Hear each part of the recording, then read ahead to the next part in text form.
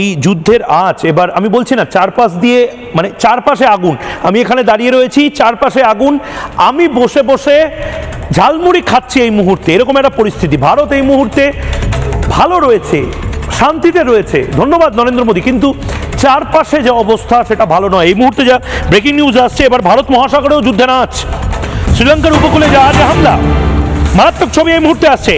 ইরানের যুদ্ধ জাহাজে টর্পেডো হামলা হয়েছে, কথা মানলো আমেরিকা, সেই ছবিটা এই মুহূর্তে দেখব। ভারত মহাসাগরেও এবার যুদ্ধের আঁচ, শ্রীলঙ্কার উপকূলেও জাহাজে হামলা এই মুহূর্তে, ভয়ঙ্কর অবস্থা, দেখুন এই ছবিটা।